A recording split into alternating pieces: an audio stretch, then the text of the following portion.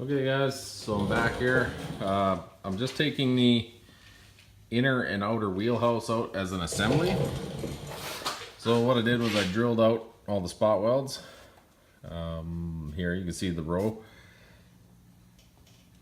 And I drilled out these ones. I don't know if you can see them all here. So I should back up a little bit. And there's a couple in here that are really tough to get at. If you can see them there. I'm gonna turn the flashlight on. Anyway, I got them from the back side here.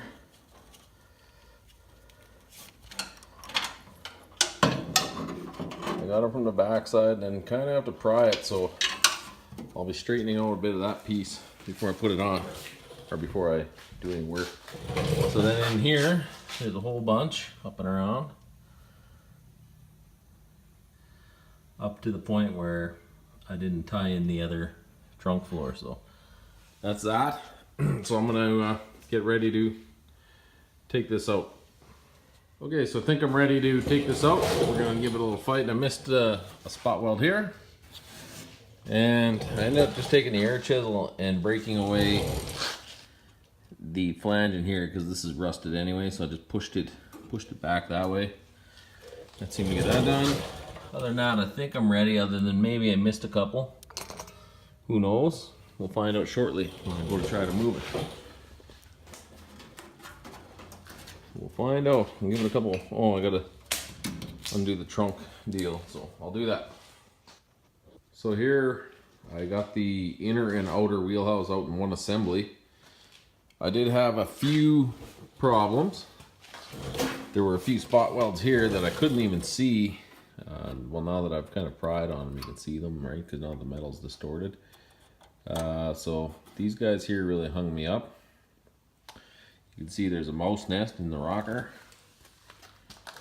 And just kind of gives you an idea of how this car was built. You can see all the spot welds. So one thing I did forget was inside the car is this bracket here.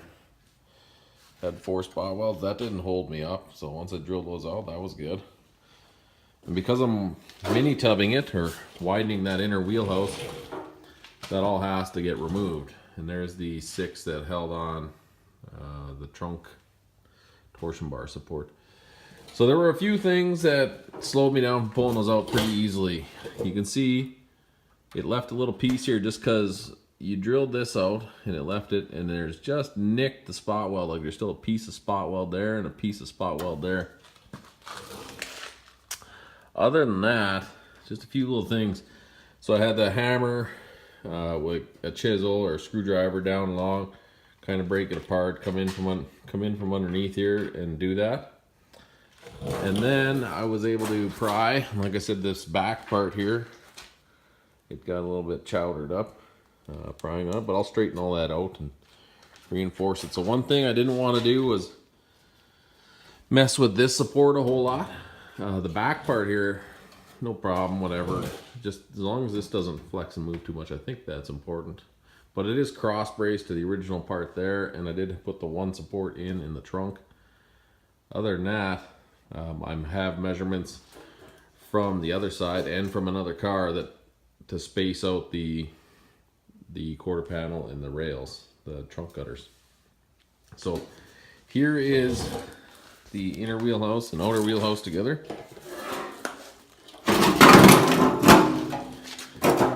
So you can see that. You can see I pried a little bit here, so that's fine. So what I'm going to do is I'm going to take my jigsaw and just run it up against this flange. Like I'll hammer this back flush. Pardon me, any of the bent parts from prying to get it out. And I just run the saw straight up. And it gives me a cut somewhere around there. And that's where I tie in my metal. So before I get to that, I will make another video on doing that part. But I mean, really, maybe it's kind of boring for everybody. I'll make a few marks across the inner and outer so that they go in the same spot again. And then I'll add in that 2.5 inches of metal. And I get that number, 2.5 inches, from this lip. We'll grab a tape measure.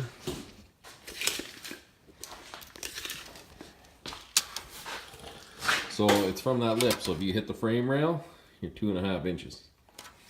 So I'm taking that right back. So what I will do is make a mark. I'll scribe this out 2.5 inches. Now you got to remember this comes in on an angle, so it's not 2.5. It's not 2.5 inches out this way. It's 2.5 inches straight back, basically, and then around. So I got to follow that curve. So it decreases as it comes around the corner, right? And then I'll weld the floor to the frame, because now it won't have a flange. And then I'll weld the new or modified inner back to the frame as well. So the other thing that I wanted to kind of point out is these things are roll welded. If you look here, these marks, maybe down here you can see that. That's what holds this on. So it's not even like it's nice to remove.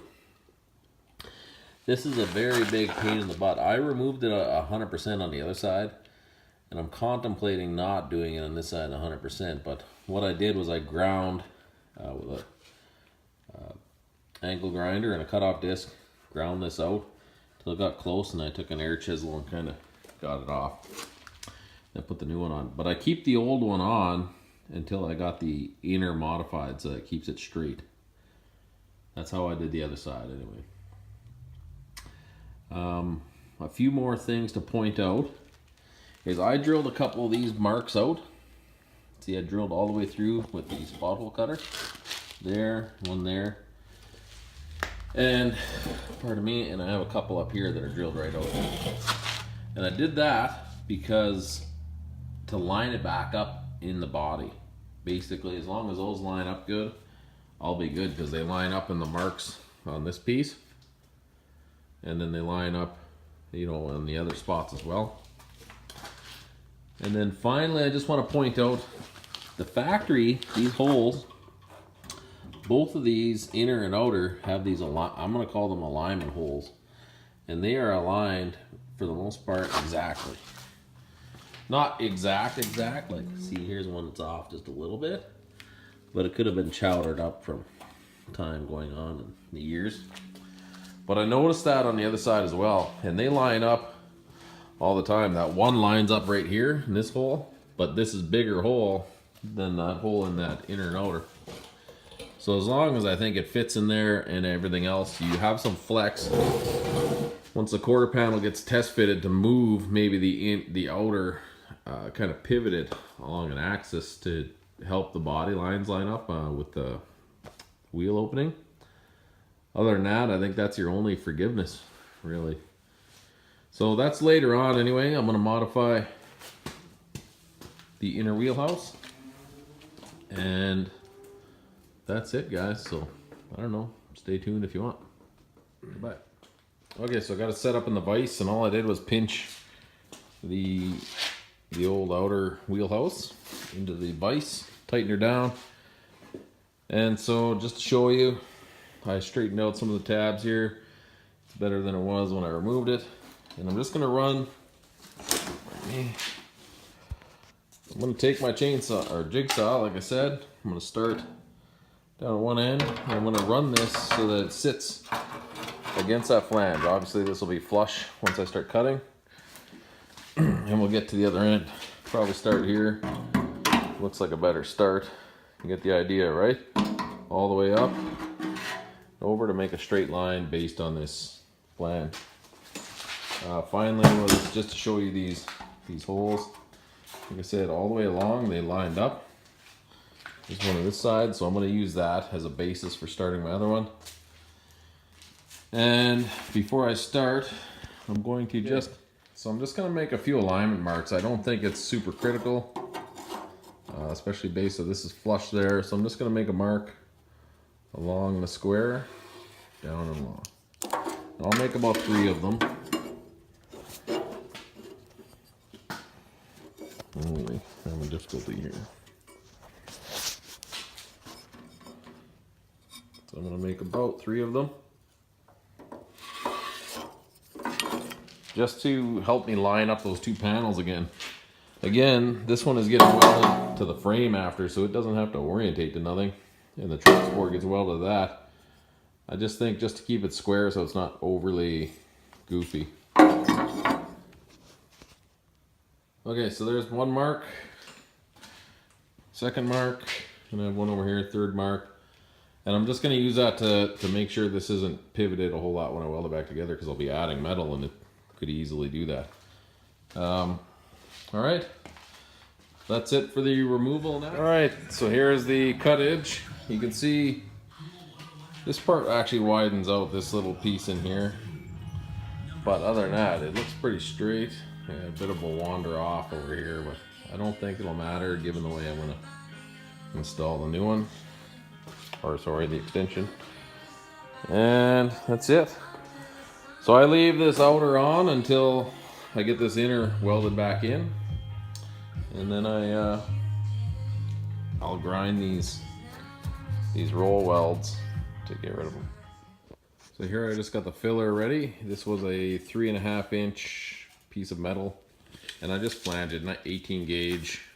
It may even be 19 gauge, but it equals pretty close to 2.5 inches when you're on it, right? It might be a bit over, but that's what I'm going to use to weld in. I'm not going to put holes in. I put holes in the other one. I didn't like how they turned out, so I'm just going to butt weld, or just overlap weld this, and then over weld that up from underneath.